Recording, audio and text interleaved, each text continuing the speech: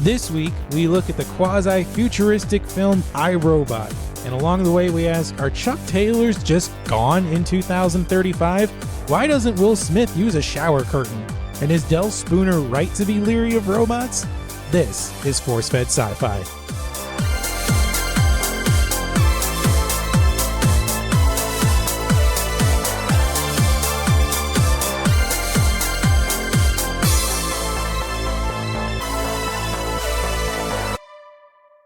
Hello, everybody, and welcome to what is sure to be another thrilling, death-defying episode of the Force-Fed Sci-Fi podcast. I am one of your hosts, Chris Rupp, and I am joined with my other half, the non-robotic Sean Michael Culp. That is a very appropriate self-given nickname for this week because we are discussing I, Robot today. Will Smith, baby. Will Smith, and we recently had an episode of Men in Black. Yeah. So that kind of kicked off the Will Smith science fiction suite of his films. Yeah, when he jumped into sci-fi, kind of like Bruce Willis in the 90s. So Will Smith is our Bruce Willis of the 2000s. Well, I think Will Smith has done a better job of keeping up the trend of continuing to be in science fiction films. Oh yeah, that's like his genre. He does a great job. Though we will talk about like his transition, like with how he portrays sci-fi. He does a darn good job though. So I, Robot, just a quick breakdown of the plot for everybody. So I, Robot is set in 2035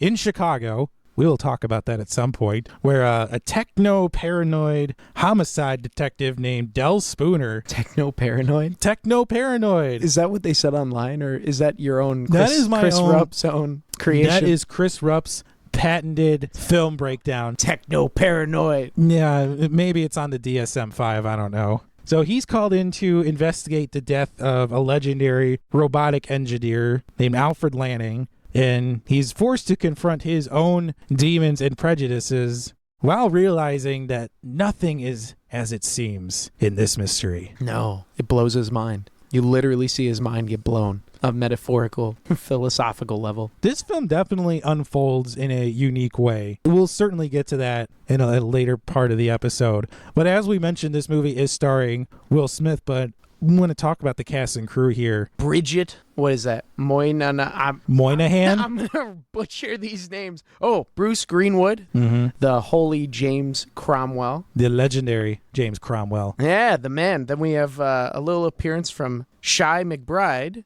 Shout outs to him. He was on House. I don't know if you've ever seen that. No, you've never seen House MD? No. Pretty good. Hugh Laurie. Check it out, man. Though that isn't a movie recommendation. Man, it's a TV show. Like how many things are in my Netflix list right now and on my HBO Go? Like I cannot commit to watching another show right now. Dude, it's not on Netflix. I literally have the physical DVD copy, man. Well, good for you. I cannot commit myself to watching another new show. I finally have just been able to put Deadwood to rest, so. Was the wood dead? Oh, Lord. And then we have Alan, what is that, Tudyk? Tudyk, yes! In a very great, one of the OG performance capture roles. I didn't even know it was performance capture. They're solid. Yeah, he's become a bit of a legend in that community up there with Andy Serkis. Because prior to this film, really the only performance capture we had in Hollywood was the Lord of the Rings films. Andy Serkis. And then this came out, and then we've had a whole bunch since then. Avatar being one of the biggies. Yeah. Several roles in the new Star Wars films are performance capture. A couple Robert Zemeckis films like Monster House and A Christmas Carol. So performance capture is definitely a big thing in Hollywood these days. Or if you're in the Star Wars world, it's used to resurrect dead actors like Peter Cushing and Carrie Fisher in Rogue One. Yeah. We know what you did. We know what you did. And we're watching.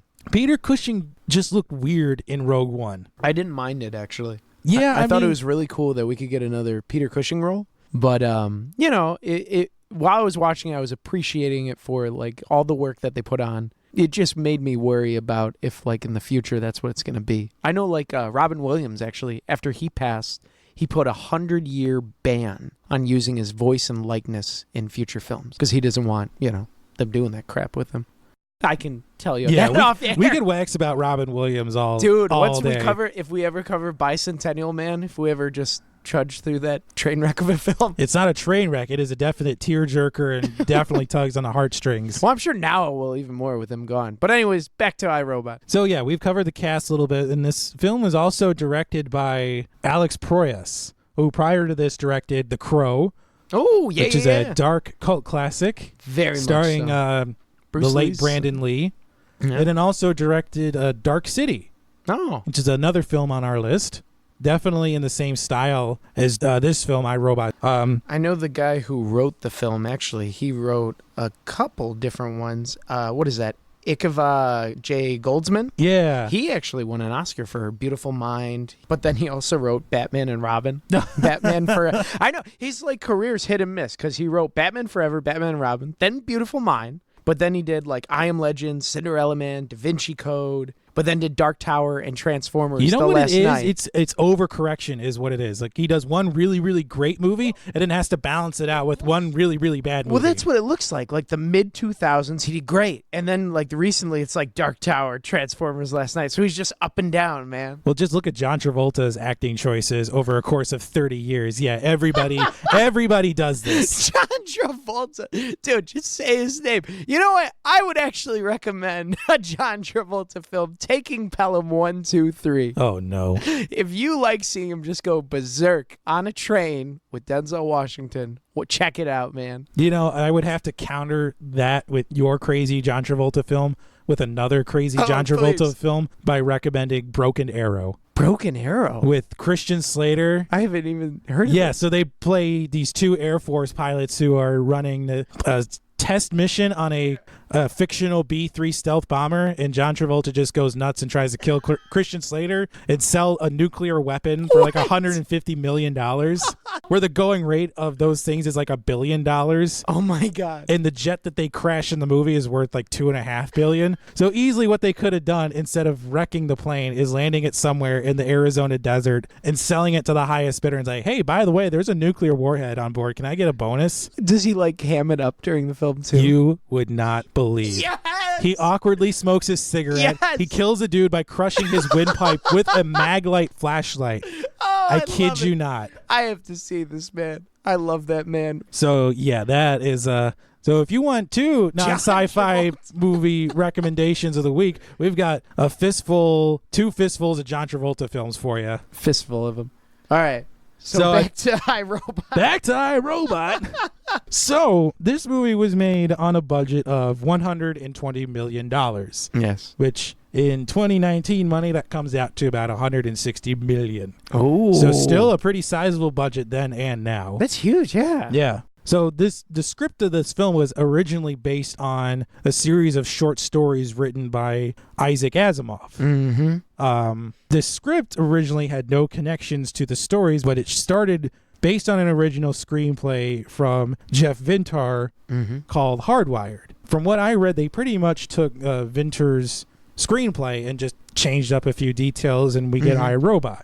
Yeah, like they said they were tooling with not having humans and just have like a detective interviewing robots throughout the film, which would be dope for an indie film, but not for like $160 million budget film. Yeah. I don't think anyone would see it. Well, this film was originally acquired by Disney. Yeah. And Bryan Singer was attached to direct it. Ooh, the great Bryan Singer. Well, not recently. He dropped out of directing Bohemian Rhapsody for unknown reasons. He missed that mode, man. That film was awesome. But then 20th Century Fox acquired the rights and signed Alex Proyas to direct and brought Vintar back to polish the screenplay with help from Akiva Goldsman. So seems like everything was going good with the movie. Yeah. The title changed to iRobot and incorporated the 3 laws of robotics, which was a big cornerstone of Asimov's original stories. So I feel like this is a good time to talk about the 3 laws of robotics and where they fit in now in pop culture, in sci-fi genre. Because the laws are, do you have them? Yes. Because I got them too. Like the first law is a robot may not injure a human or allow them to be injured. Yeah. The law 2 is a robot must obey the orders given to it by a human being except where such orders conflict with the first law. And then the third is the robot must protect its own existence as long as it's not in conflict with rule 1 and 2, which is kind of cool. Yeah. So law 1 is saying, a robot, can't punch a human being in the chest. Yeah. And Fair rule enough. 2 is a human cannot tell a robot to punch a human being in the chest.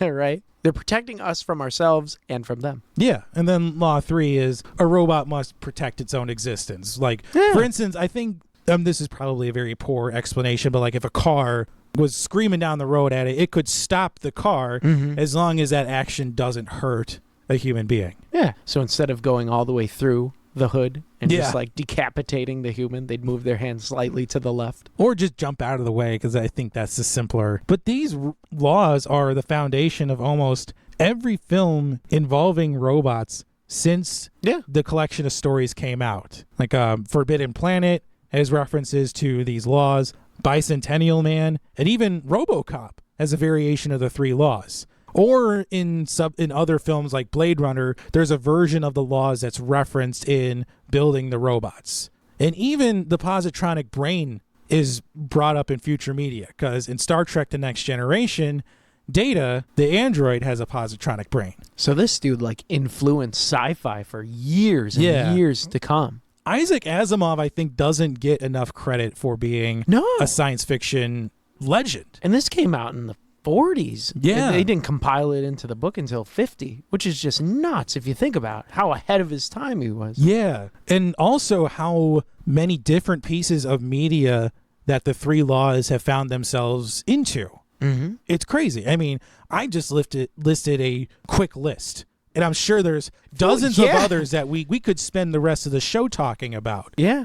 Asimov deserves to be up there with greats like Philip K. Dick and Ray Bradbury. Oh, yeah. So, Isaac Asimov, we thank you. Shout outs, man. Google him, folks, back home.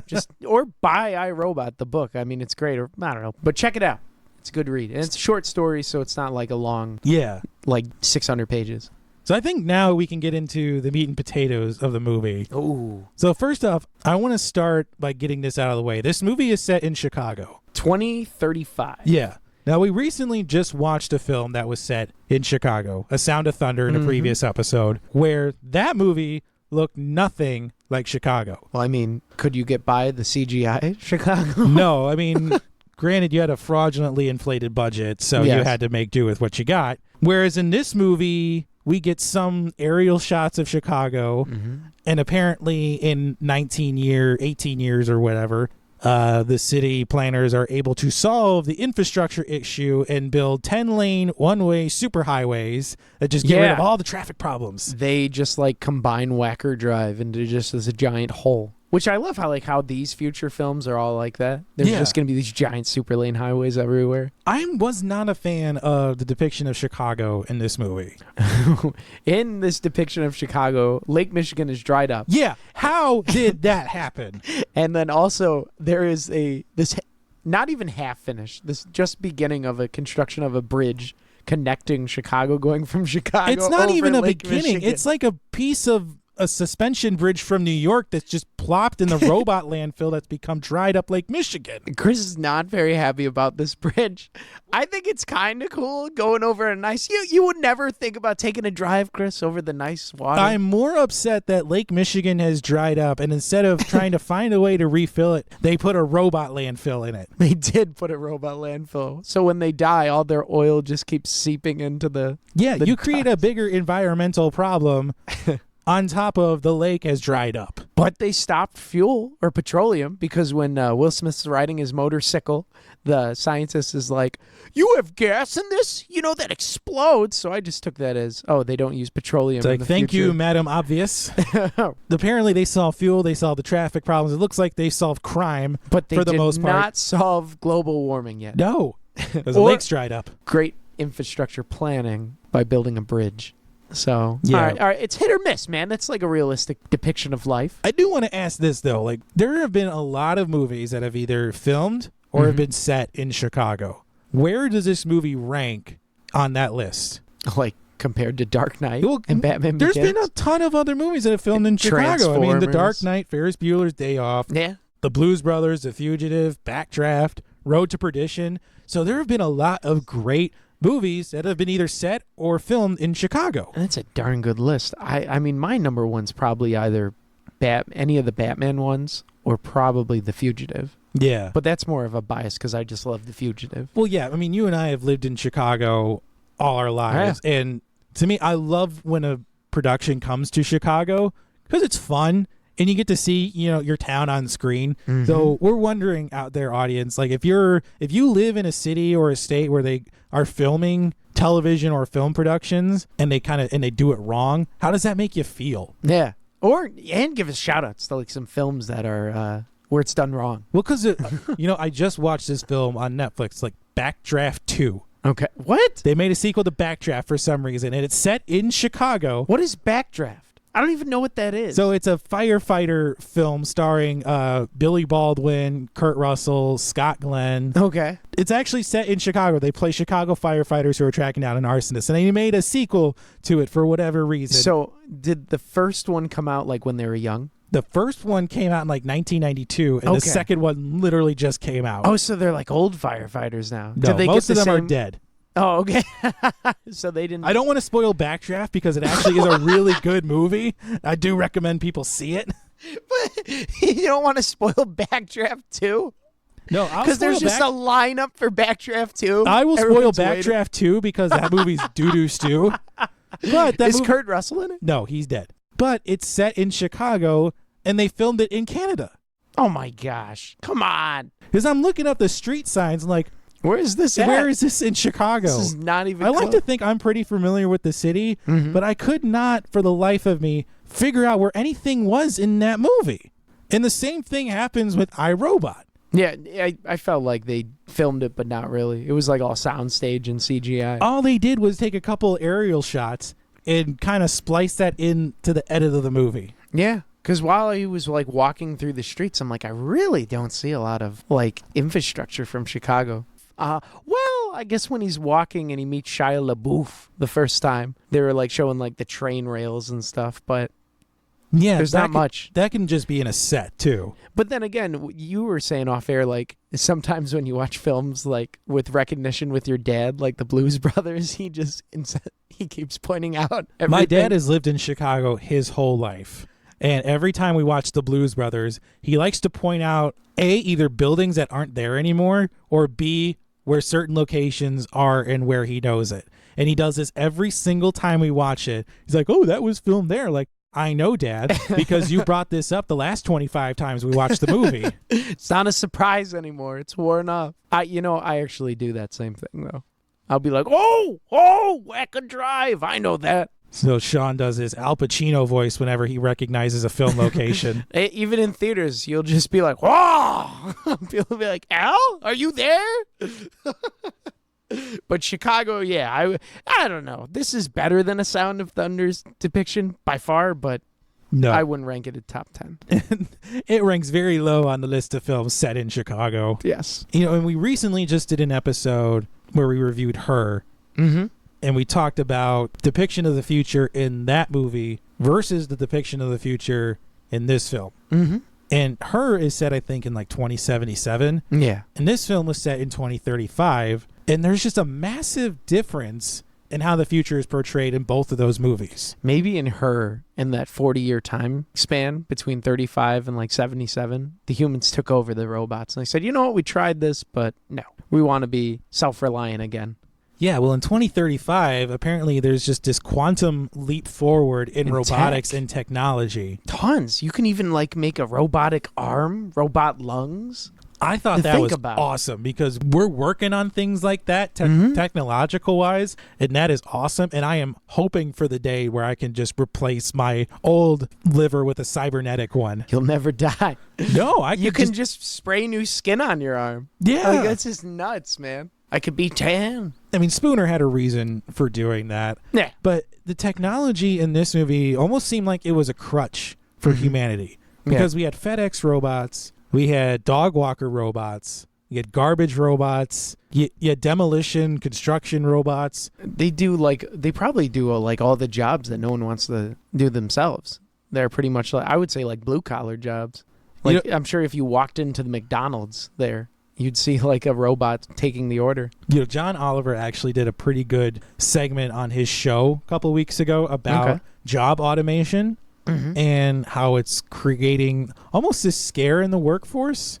Like when he brought up the point, like when banks introduced ATMs in the 80s, a lot of tellers were fearful that like the ATM would replace them. And it really didn't. All it did was take away a lot of the menial tasks that like tellers do in the first place, like deposits and withdrawals, and it frees them up to do more complex tasks. I'm sure like there's always a little bit that gets cut off, like some people lose their gigs, but they still like use tellers like nowadays. They're still there. So there will be like in the future, because everyone's always talking about it, like John Oliver with the job automation. I think some people will lose their gigs, but like with coding now being such a big thing that's up and coming, there's going to be new job markets. If you asked somebody 100 years ago what jobs would look like 100 years from 1919, they would have no idea. It's the same thing now. If you ask somebody now what the job market or jobs will look like in 2119, we don't know. There could be jobs that don't exist right now that are a big time thing. Yeah, ask anyone from the 80s. Did you think cell phones were going to be real? Like what a cell phone is? I mean, you mean a cell phone that didn't weigh 30 pounds? Yeah, right? You couldn't dig a foxhole with it and chuck it at someone? Good God. Like, it's just nuts how we're progressing technologically. But this film was a stark contrast between the use of technology. Oh, yeah. Because in iRobot, the technology is more of like a crutch. There's an over-reliance on it. Whereas in Her, it's just kind of like an aid. Yeah. Like, hey, can you help me sort my emails? And there's always going to be a need for humans in the job market. Like later in the film, Dr. Calvin mentions that the USR has military contracts with pretty much every branch, which to me is a mistake. And I'm sure you, having more experience in that field, can attest to this. Like, there's just certain things like battlefield decisions shouldn't be left up to a robot. No. Well, we try. They're always attempting, because the whole point in the military is to like lessen deaths on the battlefield.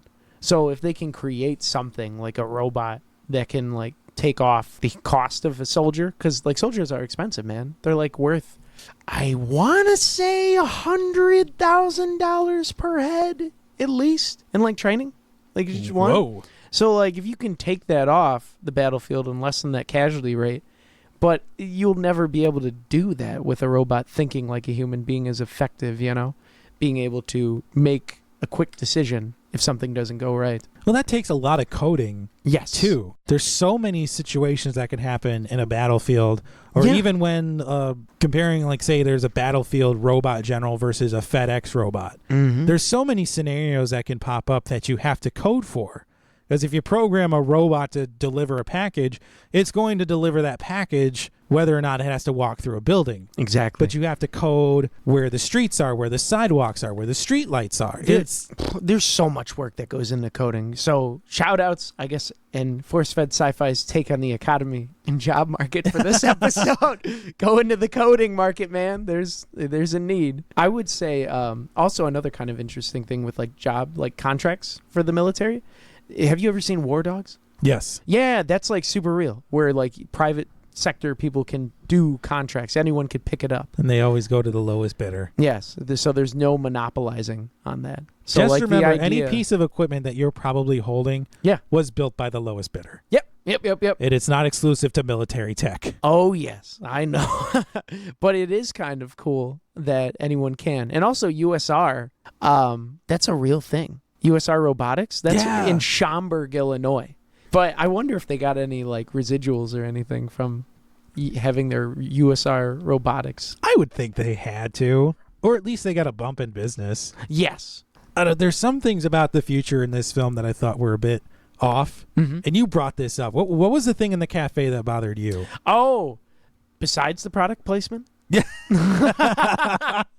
The endless product. So this movie was in 2004, and I didn't know that smoking was, destroyed in 2008. But so there's smoking in diners still in 2035. And then the cost of like 3 beers was like $46.50. Yeah, which was just nuts. I would hope that Spooner ate something to make that bill be almost $50. It made me wonder, like, how did he make money? Or is that job as a detective super, like, he's getting paid 6 figures a year? It didn't seem like he was doing a ton of work, so... No, and he lived in kind of a small apartment with no shower curtain. Oh, God. Because Will Smith wanted his butt to be shown. Apparently, he wanted this to be like full frontal nudity. No way. Yeah. He wanted to show how vulnerable his character was. But this leads to the next point. I mean, do you think the CGI is overdone in this film? A little bit, I would say. But it was like a boom in that era in Hollywood. George Lucas with The Phantom Menace, Attack of the Clones came out where he just CGI'd everything. So Hollywood's like, let's jump on this bandwagon. So there were some scenes where it really felt like they were just green screening it up. And I think so. Like the robots climbing the tower at the end. I'm like, you just wanted to have a bunch of that action shot. Yeah, there. like a Godzilla or King Kong climbing the tower. But I mean, some of it was cool, but some of it was just like, I'm good. Although, definitely what is a standout in this movie in terms of visual effects and acting performances, and we touched on this briefly, was Alan Tudyk as Sonny. Yeah. I believe that does deserve a special mention. This was in an age in Hollywood where performance capture wasn't exactly a thing yet. It was not as prevalent as it is now. Mm-hmm. And to give life to a robot in some way, I don't know, this was tricky at some point in Hollywood because we're used to seeing humanoid robots nowadays, but this was really one of the first roles that gave like an anthropomorphic feeling to a robot. Yeah, seemed like kind of like a person. Yeah. Which was really cool. You know, he always referred to James Cromwell as my father, and even he acknowledges with Spooner, he says, thank you, you said someone, not something. I really liked that. And I liked how Sonny was asking, like, what am I?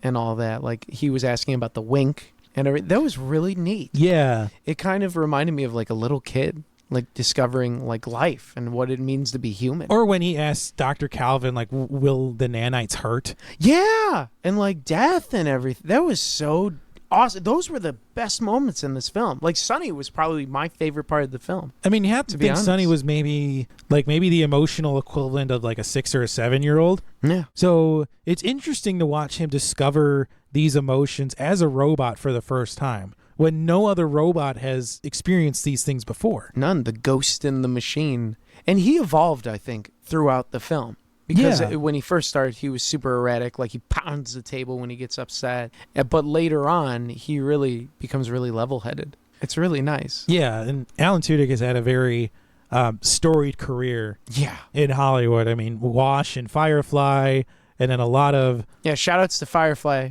Our producer, Jeremy, loves that. Yeah, and he kind of dragged us around for not having seen it. So I guess check out Firefly. Yeah. Yeah. But Alan, he's great. He's been in a couple good movies, right? Yeah, he TV was shows?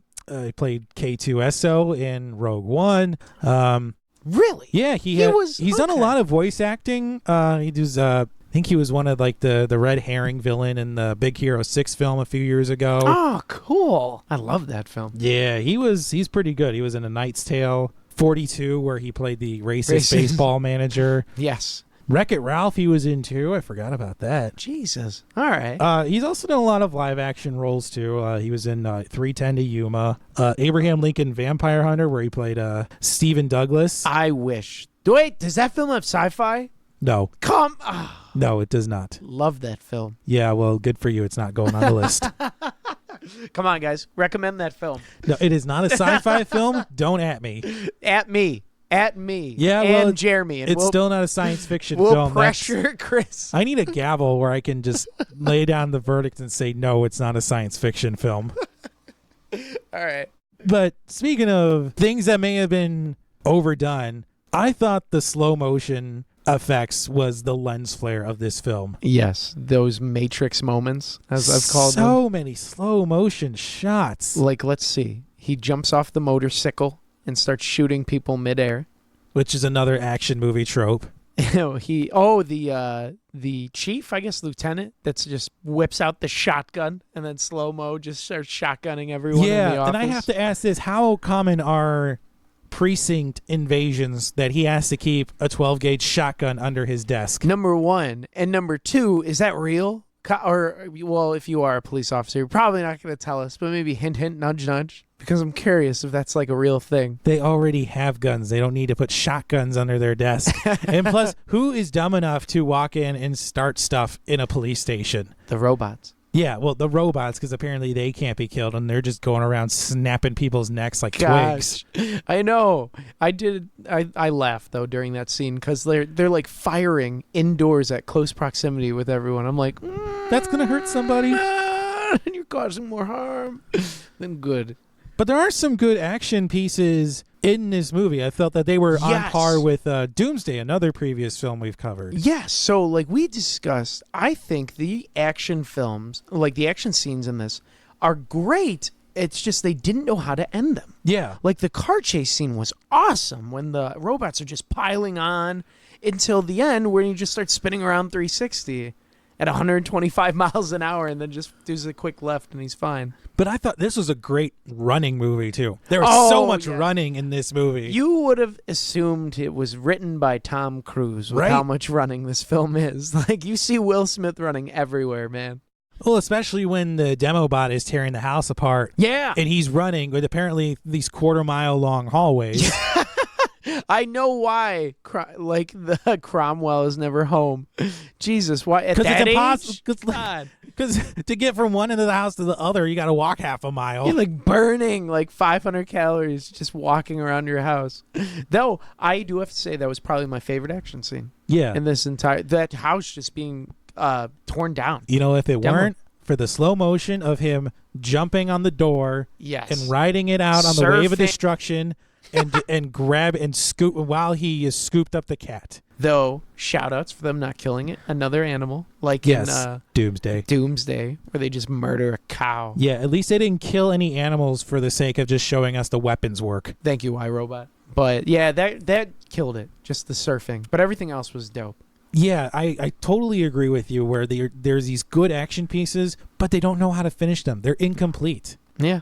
Even the scene where we find out Will Smith has a bionic arm. Mm-hmm. Like, that could have been a great scene in this movie. Yeah, he gets thrown around, and all of a sudden he blocks it. And what does he say? Yeah. Yeah. His one-liners. He does that head tilt and he goes, yeah.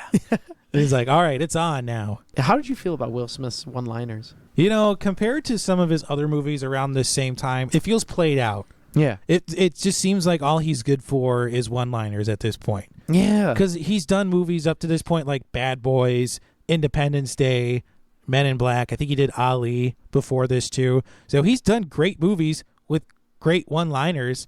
And this just seemed like, okay, enough with the one-liners. Granted, he does have some good ones in the movie. Yeah. There's some moments that are just hilarious. Like, get off my car. I'm like, yes. Or when he just looks at Bridget Moynihan after breaking into an apartment, you know, somehow I told you so just doesn't quite say it. Yes. But then some, it's just like, what?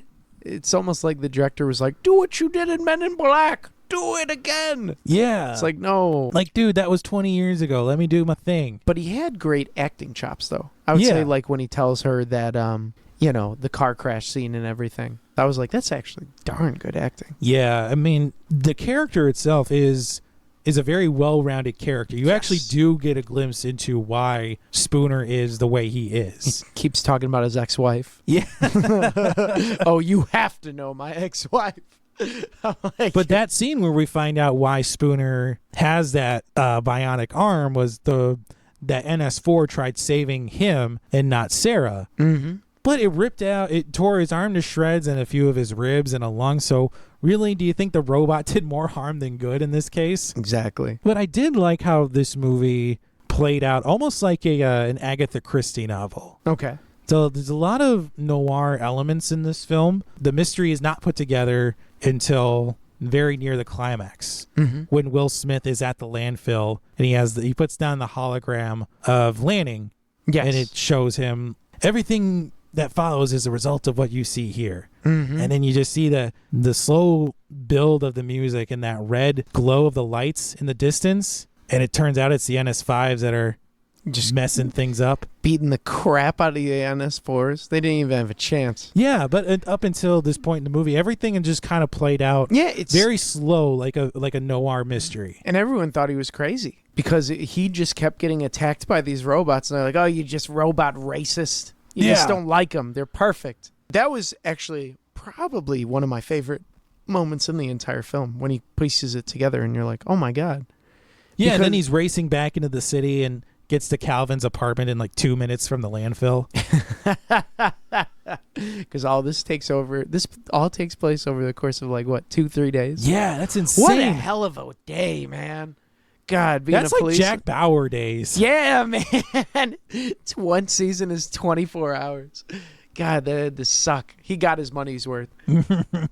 Do you consider this to be a kind of a noir film? I do. It's just they didn't know how to finish it. Yeah. Like once he pieced it together, they had the switcheroo with the boss. Like he thought it was the greedy CEO that was behind it all, and it's like, nope, surprise, it's Vicky. Yeah. If you know what you're looking for in terms of character archetypes with a noir film like this, you can pick people out pretty easily. Like you have the skeptical yet savvy detective, you have the dead guy who kicks off the whole thing, you have the woman who's in the middle of it all, and you have the red herring villain. Turns out, oh psych, there's actually a real villain, and it's the computer. And then you have the comedic, quote unquote comedic relief with Shia LaBeouf, who did not have to be in this movie. Let's get that out of the way right now. No, and he sucks at swearing. Yeah. Stop cussing and go home. That's literally all Will Smith says to him. You know, he should just leave out half of that line and just say, go home. His whole point for being in this film was to tell Will Smith that the scientist fired with her eyes closed. Yeah. That's the whole point. But yeah, like the whole people fighting the robot scene, I was like, I didn't need that, but I get it. I mean, did you have a red shirt, though, at any point during that climax? Or? So my red shirt was actually early on, and I love the first half of this film when it's the mystery elements, and he's in the factory with all the NS5s, and because Sonny runs away, and so he just like lines one up and he blows it away because apparently Sonny feels, so he's gonna like be afraid, but like he just murders this shell of a robot. There was nothing. It didn't know nothing. It was just literally a shell. Mm-hmm. That was mine too. Yeah, the poor robot just awakened. But we did say how we were glad that the kitty didn't get killed. Yes, but otherwise there wasn't much human death aside from the CEO and then some of the cops. Some of the cops, yeah, during the climax when the robots just start crushing the necks. Precinct and start going snap. That was nice. But outside of that, it was just a lot of robot death. Yeah, and this whole climax, too, I mean, it was enjoyable up until they're at the top of the tower, and then the camera starts moving all funky. Yeah, the cinematography they took chances, I feel like spinning it around and getting different angles. Maybe in 3D it would have worked or something like that, but it's better than shaky cam. Exactly. I was happy when I watched it. I'm like, this is way better than shaky cam, but it was just, if it was practical, like he was actually spinning around, that would be dope, but probably CGI. You know what frustrates me the most is Dr. Calvin suddenly learned to shoot really quick. Yes. And not 5 minutes before she was shooting a gun with her eyes closed. And now she is a marksman and is killing these evil NS5s left and right. It's like she just becomes this robot assassin with a rifle. And also, too, I don't think Spooner ever reloads that gun he's using. No. I mean, that's like the John Wick gun of the submachine guns. It is a bottomless clip he is using. It never ends. Yeah, if that were an actual... That's the future, Chris. Just bottomless SMGs. That's right. Just endlessly shoot. And then the movie ends where it looks like Spooner has grown and evolved and has moved past his prejudices, and Sonny has evolved too. So they've both evolved. Granted, Sonny was designed in a way to evolve, and Spooner was just being stubborn. And they've both grown beyond that. They ended up winking and shaking hands. But now what? Has Sonny gone and become the king of the NS5s or something? Yes. He takes the NS5s on a trip through the desert. The Lake Michigan desert. Yeah. Maybe they rebuild the bridge. They finished the bridge. They're going to the UP. They're starting a robot colony in the UP. He becomes Moses. I hope not. Apparently, Sonny has now become Charlton Heston. But it's not like the other NS5s got like the emotion downloaded into them. So would they just look at him and be like, illogical? Yeah, Vicky's gone, so... Yeah. They don't have an understanding of the complexities that Sonny has. So what are they just going to do? What happens? What happens to those robots? So I think Sonny is just going to become like this benevolent dictator who's bossing around all these NS5s. Like, build me a house, please. Because with the destruction of Vicky, shouldn't that have ended all the NS5s? That should have broken all of the robots. So... Because apparently, apparently the entire city is like run by Vicky. So what happens? Did you catch that too? Yeah, Like, I I've know. reduced traffic collisions by 9% this year. What the frick happens? So she gets shut down, and all of a sudden you just hear, we're on fire. You just Call hear the firemen. You just hear thousands of car crashes throughout the city because one AI is now gone. How do we put out fires? I don't know. I don't know. We turned these over to robots 15 years ago. Do we use water? My FedEx package. It hasn't gotten there yet. It's like, where's the tracking? There is no tracking. We got rid of them. We got rid of it when we got robots. They call customer service. No one's there. Oh, man. It's no robots. That's the movie I want to see. The fallout. You want to see the aftermath of The iRobot and Vicky's gone? That's right. The sequel. Fallout. Oh, my God. That would be great.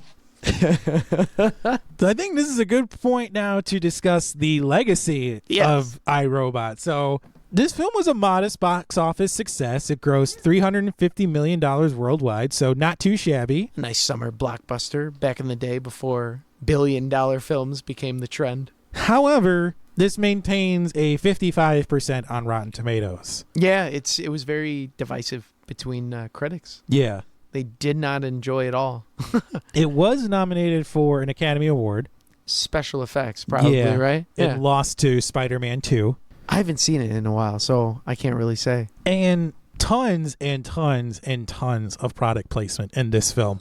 Converse with the Chuck Taylors. You have Tecate, JVC. Dos Equis. Audi designed that car that we see so prominently in the film, the RSQ, and that helped boost their brand visibility in America. So they loaded up. I think they actually did start selling like that car though, because we've seen this in other films where a company designs a concept car, but then it's not released to the public. So I think Minority Report was another example of that. I don't know if it was an Audi that designed a car for that, but that one was not released. I remember that. Okay. I haven't seen Minority Report. I think a more recent example is the Justice League and all the fancy cars that Batfleck is driving around that aren't released. Did you just say Batfleck? Batfleck. Ben Affleck, Batman, Batfleck. The retired Batfleck. Yeah, it's now Robert Pattinson. Really? Yeah, that sparkly chode from the Twilight film. Chode? So he's going to be half bat, half vampire? You know what? I don't want to trash him too much because we don't know how he's going to do, and people were doing the same thing to Daniel Craig when he was cast as James Bond. So the jury remains... we will see when the film comes out. I don't want to... That's right. Don't want to drag him too harshly. And I guess Alex Proyas had a difficult time working with 20th Century Fox. Oh. I guess the head of the studio told him he had to add more jokes to the film just days before the premiere. So it's their fault. Yeah. Okay. Wow, so that's probably why some of them are so like ham-fisted. Because he probably had to call Will Smith in for like quick scenes. The studio told him to do this days before the premiere. And by then, the film's been finished for months. You're not adding anything to the movie at this point. Oh, so they told him to add more. Yeah. But there is like, screw you, man. It's like, there's not enough time to do that. You have to change everything. Just do some voiceovers. Stop it. Stop meddling, executives. But I think this movie, too, is also in a unique position, given that it is relatively, a long time has passed since it came out. It's been 15 years. Yeah. Do you think we could get a sequel or even a remake? So they were going to do a sequel, but then he like scrapped it. I think the writer in 2007, he said the only way it would be a sequel is if it was in space, which, okay. Okay. I still would like to see the aftermath, but that's fair. I think a reboot would be kind of cool. Because it's well known, but not that well known. Yeah. So I think you could do a nice soft reboot. I think this would actually work better as maybe a television show. Ooh, that would be dope. Or like a prequel all the way up. Like you could see Will Smith's character before the crash. Or maybe it's Will Smith's character and Sonny comes back and they solve crimes. Like Sonny's Scooby-Doo. So like a sci-fi version of Lethal Weapon, but without the comedy. That would be dope. Yeah. I could get behind that. I could get behind that too. Because then you can flesh out the characters more. Hear about his horrible ex-wife. Or why he was horrible. Or Will Smith keeps saying he's too old for this stuff. Right. So come at us, Hollywood, with a iRobot television show. Right. We're pitching you stuff. Give us a listen. So, Sean, what do you give iRobot with our rating scale of wouldn't watch, would own, and would host viewing parties? What do you give Will Smith's iRobot? I would watch it. If it's on TV, I'd watch it.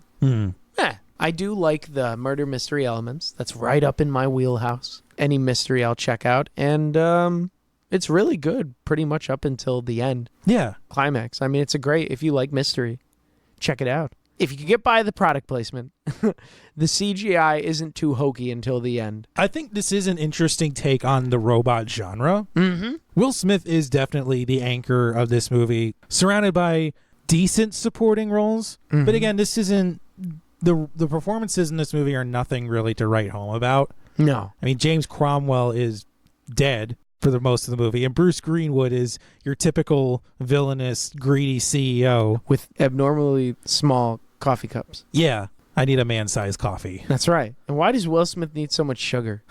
I was thinking, I'm like, is that like in for the robot arm? Does he like need to feed it sugar so it keeps going? Like that's no, what he's working out the other arm, so his body's going to look asymmetrical. Right.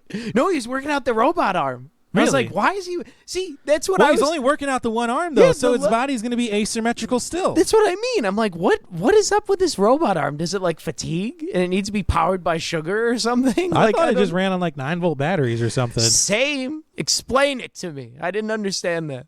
But I have to agree with you. This is a wood watch for me. I'd be a little hesitant to add it to my collection, mostly because this isn't even the best Will Smith science fiction film. No, it is better than After Earth. Yeah. That train wreck. So I think that about does it for iRobot this week. What do Yeah. you say we pick our next film, Sean? Yes, let's consult the Oracle, a.k.a. Major Samantha. Yes, we're going to enlist our friendly random number generator AI. And between 1 and 118 films, she has selected number 68. You ready for this one? Oh, I'm ready. It is the 2012 time travel murder film directed by Ryan Johnson and starring Joseph Gordon-Levitt. It is Looper. Yes! I freaking love this film. Yes, this is a great movie. Some people say that this is Bruce Willis's last film that he actually gave a crap about, acting-wise. And I cannot, like, fanboy enough about this film. I'm so yoked. All right. This is amazing. So Looper will be our film for next time. And if you enjoyed the show, please go to Apple Podcasts and leave us a 5-star review or an honest review, whatever your heart desires. It helps to drive us up the charts as well as help people like you find the show. We are across the spectrum of social media with Facebook, Twitter, and Instagram, all at ForceFed Sci-Fi. You can check out and download episodes at Apple Podcasts, Spotify, Stitcher, Google Podcasts, or wherever you find podcasts. And please subscribe so you never miss an episode. And finally, you can check out our website, forcefedsci-fi.com, for show notes and links to all of our social media. So for myself and Sean Culp, we'll see you next time.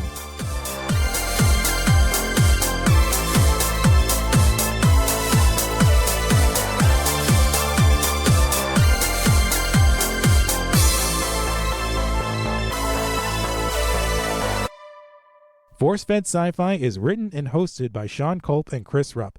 Website design, associate producer, and editing by Jeremy Keski. Artwork designed by Mike Berger.